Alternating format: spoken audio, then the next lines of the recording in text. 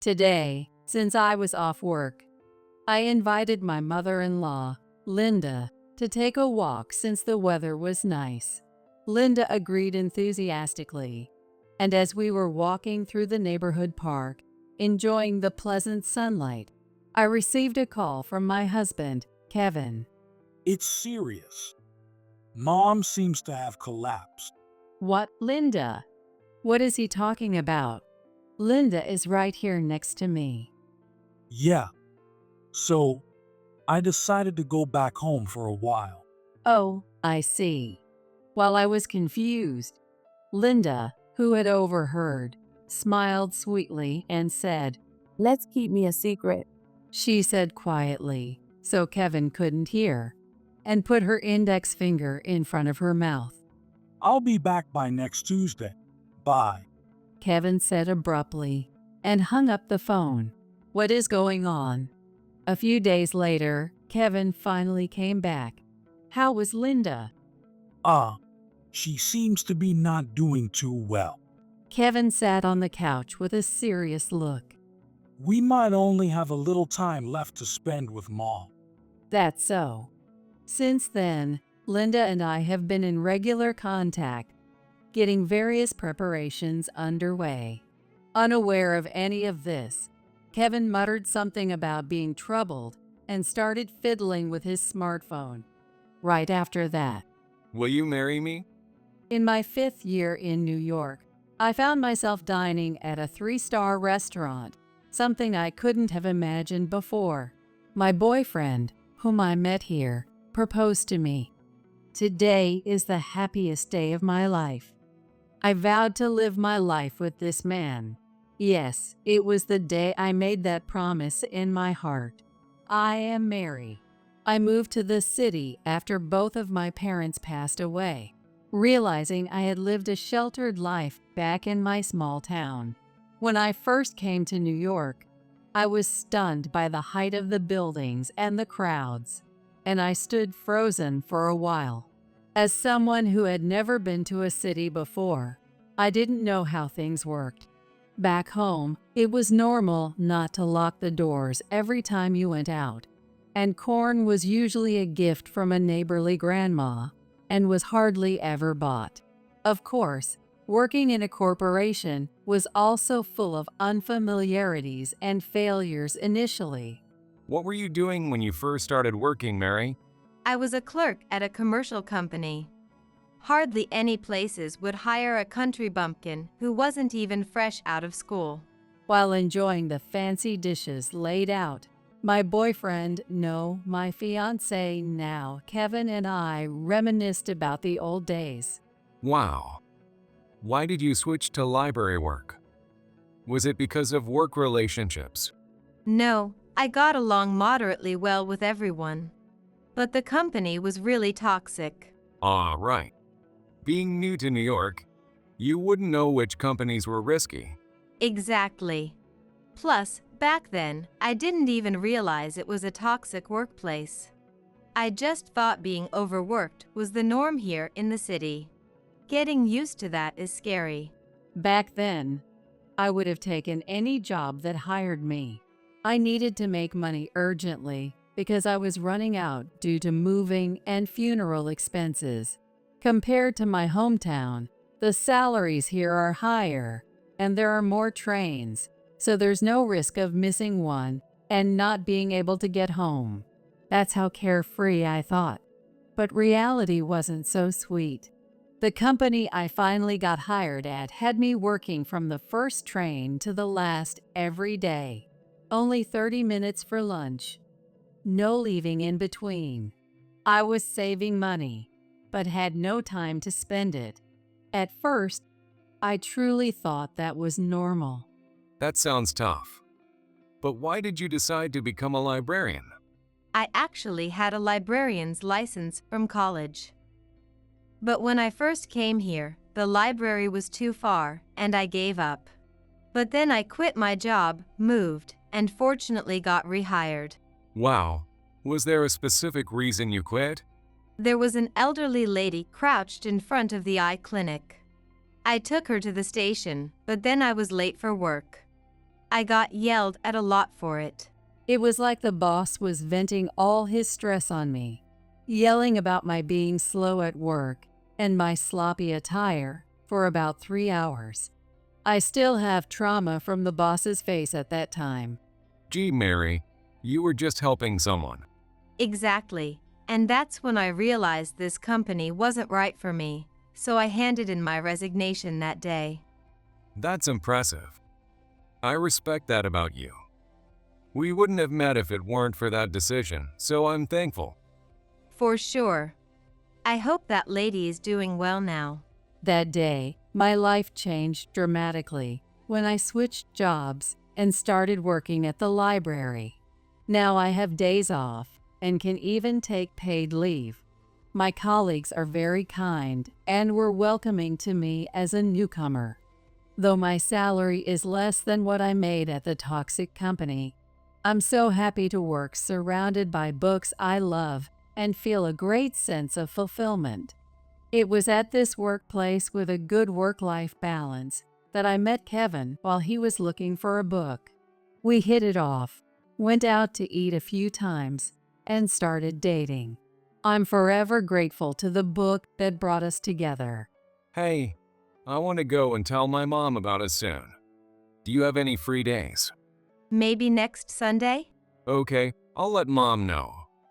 She's a bit tough, but not a bad person. She'll accept you. No need to be nervous. Thanks. Let me know what Linda likes next time. Sure, we can go shopping together.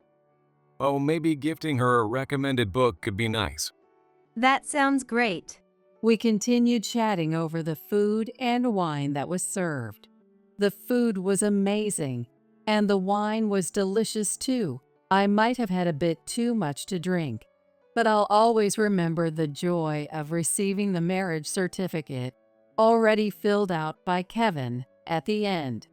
I hope days like this continue forever. Time has passed, and today is the day we're going to Linda's house to report our relationship. It's my first time meeting her, so I'm a bit nervous. I got up earlier than usual and meticulously groomed myself. Welcome, you both. Thank you for coming all the way here. Thanks, Mom. This is my wife, Mary. Hi, I'm Mary. I'm a bit awkward, but nice to meet you. As we entered, a kind-looking woman was there. As I greeted, she quickly led us inside. By the way, what exactly do you do, Mary? This question came up while chatting about harmless topics, like where I'm from and my hobbies, when I was feeling quite at ease. The atmosphere shifted slightly. She works as a clerk at the library. At the library, huh? Is there something wrong? No, of course not, but, well. I could see Linda's face cloud over a bit. I hadn't expected to be questioned about my job, so my palms began to sweat. Let me be clear, Mary. You know, living in New York can be a bit pricey. So, I'm a little worried about the financial aspect. Are you sure you want to stick with that job? She asked apologetically, yet sharply. I could understand Linda's concerns. It's natural to prefer a daughter-in-law who earns well, thinking about the future. Yes, I have no intention of changing. However, I answered firmly. I thought I had to convey my stance to Linda right here, or I might never be able to become her daughter-in-law. Though I was afraid, she's Kevin's mother, and I believed she would accept me. So I responded confidently. I originally worked at a toxic company, but then I switched careers to become a librarian. I believe this job allows me to bring happiness to people through books. It's the first time I've felt such a sense of fulfillment in a job. That's right, Mom. Mary and I met at the library where she works. It was the books that brought us together. I'll take care of earning money, so no worries there. Kevin supported my viewpoint and reinforced what I was saying. I work in this job with great pride. If money ever gets tight, I'm willing to take on part-time jobs or anything else. I want to continue this work that much. I spoke up boldly about my current thoughts, though in a somewhat forceful tone. Linda nodded deeply, though her face looked troubled. Well, Mary, I raised Kevin by myself after losing my husband. I can't just hand over my son easily. So, I'd like you to prove yourself little by little to show that you are a worthy person. Of course, Linda. I answered loudly with a smile. The tension that filled the room dissipated, and normal conversation began. Finally, the tension eased from my shoulders, and both Kevin and I felt a sense of relief. As we talked more, it became clear that Linda was a family-oriented and kind person. Linda's house is in the neighboring state, so she won't be living with us. But I thought about building a good relationship. 15 years later, as promised, I regularly visit Linda's house. Linda, initially a stern figure, always seemed happy when I brought books and shared her thoughts on them. Eventually, we even started holding regular coffee and book reading sessions. Of course, as a book lover, this was the perfect way to relax and get closer to Linda, a real win-win. I have to thank Kevin for suggesting offering books. Lately, though, I haven't been able to talk much with Kevin. At first, it was a happily ever after marriage, just as I had dreamed. Kevin, kind and considerate, was the ideal husband, helping me forget the loneliness of losing my parents.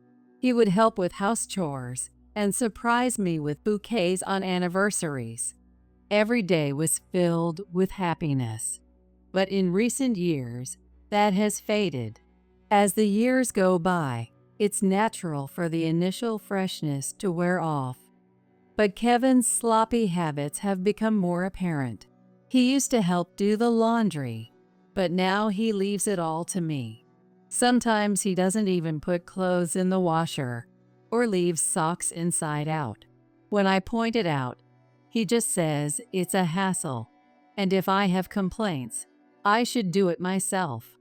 He's also stopped cleaning up after himself, and despite warnings from the doctor, he hasn't improved his diet and has started finding faults in the healthy meals I prepare. Hey, Kevin, don't you think you're being a bit cold? I sighed today, looking at the food left on his plate. I had planned the menu with his iron and calcium deficiencies in mind. He used to praise the food as delicious. Really? You come home late, and you don't eat enough. What are you trying to say? Do you think I'm some kind of servant? I asked in a lower voice.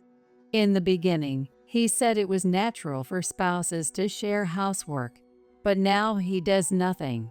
And if I haven't made dinner some nights, he gets angry and goes out. Doing house chores while trying to appease Kevin's moods has become a significant source of stress. I'm fed up with it. I don't think that at all. Then what's with your recent attitude? I'm not just some convenient woman for you. You think I see you that way? I'm amazed. I thought I was showing love. But if it doesn't come across, fine then. Love? That's hardly. You know, it's my salary that's keeping us in this nice house. Don't complain. With that, Kevin went back to his room. I knelt down on the spot, trying to calm the rising turmoil with deep breaths. This has become a daily occurrence. Whenever I point something out, he turns it around to make it seem like I'm the one at fault. Now we no longer sleep in the same bed. Swallowing the words, "I'm suffocating," that almost escaped my throat, I started to clean up the leftover food. I wish my fatigue could just wash away with the running water. That's what I thought as I washed the dishes alone, feeling lonely. A few days later. Today is a weekday, but it's the library's day off, so I'm not working. The weather is nice, so I decided to go to Linda's house and asked her if she'd like to take a walk. Linda agreed immediately, and we were walking in the neighborhood park, enjoying the pleasant sunlight, when Kevin called. It's serious, Mary. Mom seems to have collapsed. What? Linda? What is Kevin talking about? Linda is right here next to me. Yeah, so I've decided to go back home for a while to see how things are. Oh, I see. While I was confused, Linda, who had overheard, smiled sweetly and said, Let's keep me a secret. making sure he couldn't hear her over the phone while she put her index finger to her lips. The atmosphere changed suddenly, and I almost let out a laugh. Yeah. Oh, but Mary, you have work too, right? Don't worry, calling might stress Mom out, so you don't need to. I see. But you have work too, right, Kevin? It's a family emergency. I have to go, even if it means taking time off. I see. When will you be back? I'll be back by next Tuesday night. Bye for now. With that, Kevin abruptly ended the call. I clutched my smartphone and stared at the ground. Beside me, Linda gently placed her hand over mine. I'm sorry, Mary. Can you leave the rest to me? My heart had been pounding loudly, but Linda's words calmed me down, and I went home as she suggested. From then on, Linda and I kept in regular contact and began making various preparations. Days passed, and true to his word, Kevin returned home Tuesday night. I'm home. Welcome back. How is Linda doing? Ah, she doesn't seem to be doing too well. I might have to go back to check on her sometimes. So, I might not be able to come home on some days. Really? Really? Kevin sat on the sofa and said this with a serious look. I responded with an exaggeratedly surprised voice and expression. Ah, maybe we only have a little time left to spend with Mom, and I want to make the most of it. Do you understand? Of course. Actually, I'll go too. No, it should just be the two of us. It's our last time as parent and child. Besides, Mary, you didn't make a great first impression on Mom. That is. My voice trembled. Kevin muttered something troubled as he picked up his smartphone. Seeing this, I couldn't hold back anymore and burst out laughing while clutching my stomach. Hey, Kevin, you're the best. What? What's wrong with you, Mary? Laughing when someone's parent is critically ill. What kind of nerve do you have? Kevin threw his smartphone aside, stood up, and approached me angrily. I stopped him with my hand and then opened the door leading to the next room. Who exactly is critically ill? What? Mom, why are you? It was Linda herself who appeared. Seeing her, Kevin completely lost his composure, his face turning paler and paler. In contrast, Linda, with a fierce expression, confronted Kevin. What have you been doing all this week? What do you mean? As you can see, I'm fine. What have you been up to? That, Kevin, avoiding Linda's gaze, stumbled over his words. Of course, he couldn't lie anymore with the very healthy Linda right in front of him. Hey, Mary, did you call Mom? I told you not to because it might stress her out. Kevin, now speechless, unbelievably turned his anger towards me. However, I wasn't scared at all since I was clearly in a better position. Look, Kevin, when you called, I was out walking with Linda. I showed Kevin the chat history between Linda and me. It clearly showed our conversation about how I invited her for a walk on my day off from the library and her cheerful agreement. So, it was clear from the beginning that you were lying, Kevin. But why? You two weren't that close, right? At first, you even complained about Mary's low salary. That was only at the beginning. The mean things were just to test Mary. What? Even after I said those things, Mary kept bringing me recommended books and inviting me out. It's a big difference from you, who never comes back. Linda said in an exasperated tone, while Kevin kept pressing. I didn't know that. And why didn't Mary tell me? I did tell you at first, but lately, you haven't been trying to talk to me. Of course, there was never an intention to hide anything, but Kevin not listening turned out to be his downfall. If he had known about my connection with Linda, maybe none of this would have happened. Kevin hung his head in frustration. His smartphone vibrated, but he was too exhausted to care. Remember when I said I helped an old lady in front of the eye clinic when I was working at that toxic company? That was what prompted me to change jobs. I remember, maybe. That was me. Wow, it's a small world, isn't it? Yes, this was the biggest event that made me and Linda close. While we were having a coffee party, I mentioned this story as a past memory, and suddenly Linda exclaimed loudly. That was me. With eyes wide in surprise.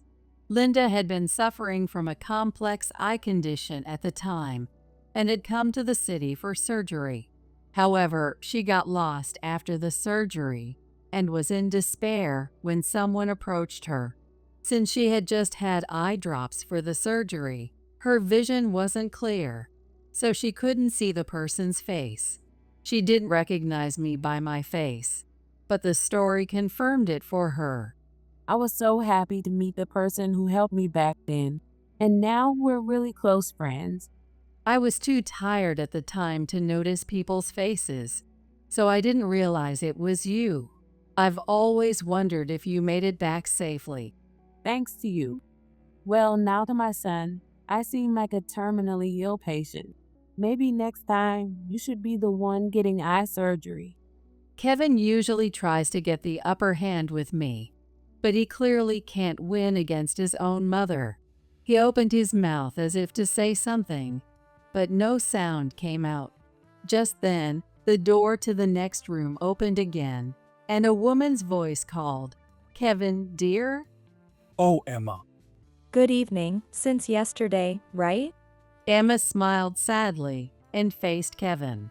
She is a slightly younger and delicately beautiful woman in a floral dress that suited her well.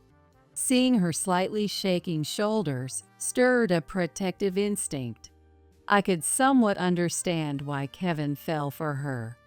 Why is Emma here? After we said goodbye yesterday, I went home and found these people there. They told me everything. You were married, weren't you? How did you? I hired a private investigator to check things out in just this past week.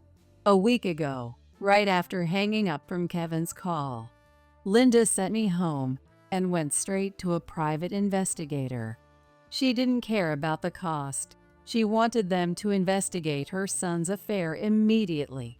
Quickly, evidence was gathered, and they were able to locate Emma's home and make contact. Kevin, you got along well with my parents, right? My mom and dad are really angry. Of course, I am too. They brought me here today to put an end to this.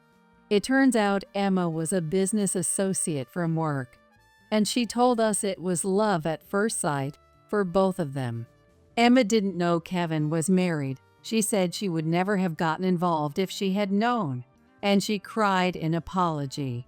Her parents, thinking marriage was on the cards with Kevin, were furious when they learned the truth and sincerely apologized to me.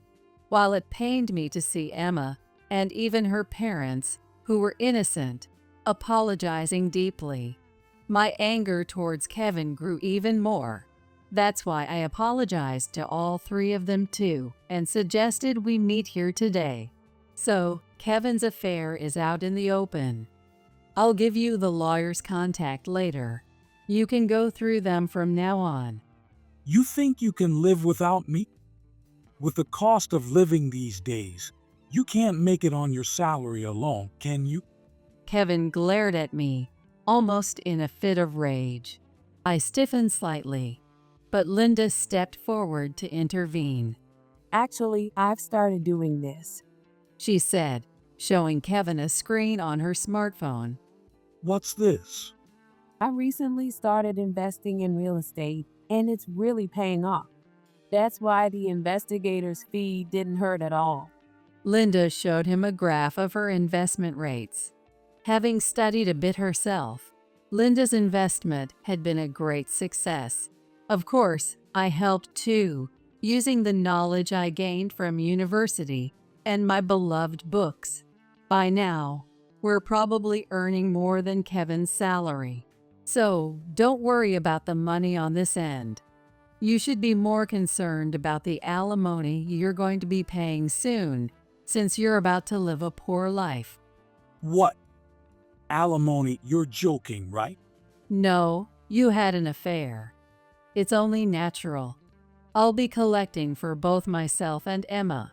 Kevin, struggling to find words, suddenly smirked as if he had thought of something clever and pointed at me triumphantly. Oh, too bad, Mary. I have Mom's inheritance. Fine, I'll pay the alimony. But I'll be back to my usual life soon. Oh my, how did my son turn out to be so foolish? Linda held her head in dismay, looking at Kevin, who was proclaiming loudly, "I completely agree." Come on, Mom. It's a big deal for your precious son. Please. Kevin, you are a precious son, but I didn't raise you to be this inhumane. What? I'm disowning you. You'll have to live on your own from now on. What about the inheritance then? I think I'll give it to Mary. I gasped in surprise. I knew disownment was being considered, but she had never mentioned the inheritance. But knowing she cared about me that much, losing my parents as I had, made me feel incredibly grateful. Mary, if it's okay with you, how about we become real mother and daughter? Those words made my body flush with warmth. It was exactly what I wanted to hear. Ever since the day my parents died, I've been so lonely. Are you sure? Of course. I look forward to our future together. My mother-in-law. No, my mother opened her arms to me, and I didn't hesitate to jump into them. Ah, the warmth of a mother's embrace after so long. Today was the worst day of my life, yet also the best. Watching us, Kevin erupted. No way. So, Mary, this was your plan from the start, wasn't it? You approached me aiming for Mom's inheritance and seduced her. Faced with Kevin's red-faced counter-accusation, I had only one thing to say. You brought this on yourself. It felt like years of frustration were suddenly cleared away. From now on, I can live freely with Mom without being tied down by Kevin. By the way, this has been going off for a while. Handing it over, Emma gave Kevin his continuously vibrating smartphone. As Kevin reluctantly answered, an angry shout came through. "You're fired." Trouble with the client? Marriage fraud? There must be some mistake. A pale Kevin frantically tried to explain, but the call was quickly disconnected, leaving him helpless. The last resort in front of a completely drained Kevin was Emma, still smiling as she had at the beginning. Emma, you're on my side, right? Kevin reached out to Emma as if praying to a deity, but she shrugged him off. Kevin, I was once trapped by a terrible man and thought I'd finally find happiness this time. Emma. But you turned out to be the same. I was the one who reported you to the company. Goodbye. With that, Emma headed for the door. Mom followed her out. I handed Kevin the divorce papers I had filled out and left the house. The divorce with Kevin was surprisingly easy, perhaps because he had given up. After securing a good alimony payment, Linda and I moved to an apartment to avoid any further issues with Kevin. I heard through others that Kevin struggled to find re-employment. likely because we had spread the word about his misdeeds. He probably wouldn't easily find work in the same industrial field again. Hopefully, he's getting a taste of a poorer life now. Good morning, Mom. Good morning, Mary. It's a lovely day, isn't it? How about a picnic in that big park today? That sounds wonderful. Shall we make some sandwiches to take with us? Meanwhile, Linda and I were living peacefully in our apartment, studying real estate investment, and going to the library. On our days off, we would go out, share book reviews, and enjoy leisurely times. The investments continued to be successful, and Linda's savings kept growing. Being able to spend time with my beloved books and beloved Linda, I am truly happy now.